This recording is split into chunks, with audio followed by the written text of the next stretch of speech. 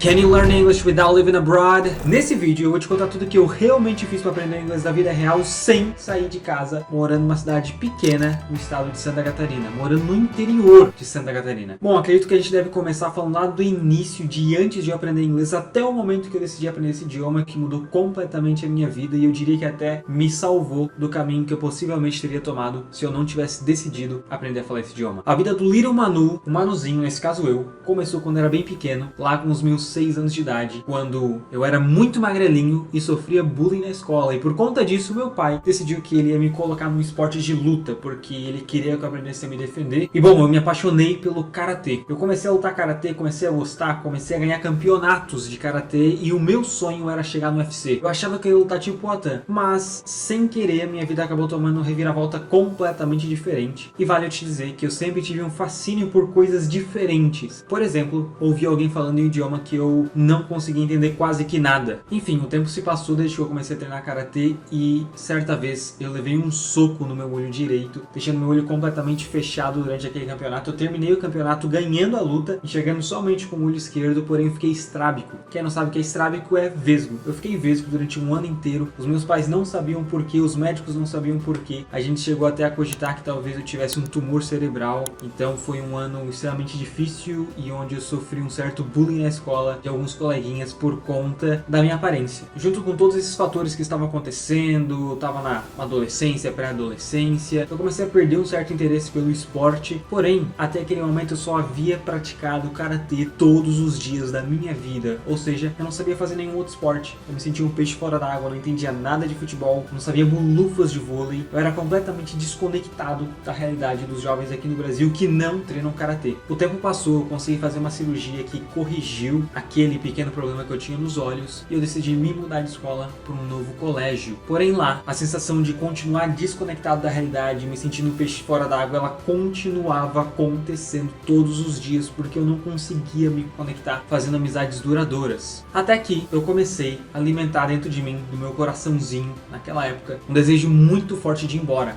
Eu queria ir para Nova York, eu queria ir para Califórnia, eu via youtubers brasileiros morando lá fora e falando o idioma que o mundo falava. Eu só não sabia que o mundo inteiro falava aquele idioma, eu achava que era só Nova York ou a Califórnia que falava aquele idioma. Vou te contar, era o inglês. E é claro que foi nesse momento que eu tive um estalo. Eu precisava aprender inglês, pô. Imediatamente eu comecei a me dedicar muito na escola ao inglês e a buscar o tempo todo na internet pessoas que sabiam falar inglês, tanto pessoas que não ensinavam, mas falavam, quanto pessoas que ensinavam. Eu sempre tive na minha cabeça que aprender inglês deve ser divertido. Lembra disso? Inglês é prática e não gramática. Logo, desde o meu início, do meu nascimento nesse novo idioma, eu estava extremamente conectado com filmes, séries, músicas, a cultura que acontecia nos Estados Unidos, para que eu pudesse aprender através dessa forma não convencional. Eu queria realmente aprender ouvindo, absorvendo o máximo que eu podia. E se você parar para pensar, você aprendeu português exatamente dessa forma. Ou tu vai me dizer que alguém te deu aula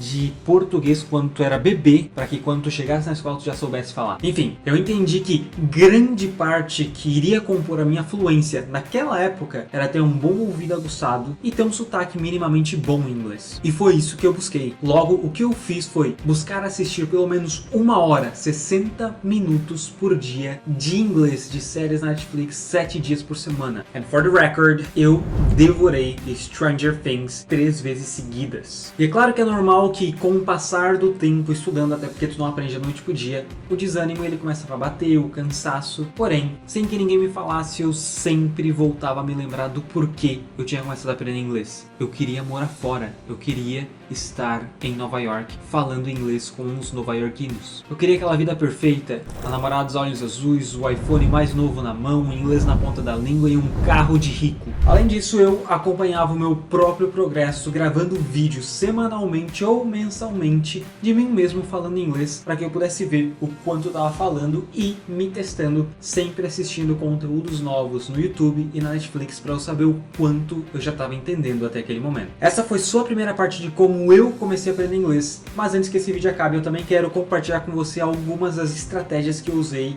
que foram extremamente eficientes para que eu realmente pudesse aprender, tirando o máximo de proveito de cada um dos dias que eu estava efetivamente estudando o idioma. Estratégia número 1, a montanha. Eu gosto de dizer que aprender inglês é como escalar uma montanha. Quanto mais alto você consegue escalar, melhor é o teu nível de inglês. A montanha é nada mais do que vocabulário. Você tem que imaginar que a montanha é como se fosse todo o vocabulário que você sabe. Isso significa que no início da tua jornada, o mais importante não são as regras gramaticais, mas sim o tanto de palavras que você sabe. Focar em aprender palavras ou frases inteiras dentro de contextos, aliado a mais ou menos 30 minutos a 1 hora de Netflix 100% em inglês de segunda a sexta, é praticamente a fórmula do sucesso em inglês. O que muitas pessoas não se ligam é que a gente não precisa de muitas horas e horas e horas de aula sobre o verbo to be, present perfect, past e assim por diante. Imagina o dia do teu nascimento. Nos primeiros meses, no primeiro ano, tu estudou gramática da língua portuguesa? É claro que não, mas de tanto tu ouvir as pessoas ao teu redor e começar a imitá-las e a dizer algumas palavras aqui e ali, você começou a aprender o português. Aprender inglês não é diferente, você precisa de grande exposição ao áudio, texto e prática. Eu lembro que quando eu descobri a série Suits na Netflix, eu assisti cada um dos episódios 3 vezes seguidas. Uma vez em português para saber o que eles falavam, uma vez com áudio em inglês e legenda em português e uma vez 100% em inglês, seguidas, para que eu não esquecesse o que eles estavam falando, já que era uma série um pouco difícil. Mas essa exposição ao áudio e a texto enorme realmente me fez aprender muito inglês. Estratégia número 2, Anki. Sim, eu já vou falar direto o nome do app. Eu usava um app, ainda uso, o app Anki, que é um app de memorização espaçada para que eu pudesse aprender frases e palavras em quantidade sem que eu esquecesse delas. Para quem não conhece o Anki, basicamente ele funciona como um joguinho de cartas. Você coloca ali uma série de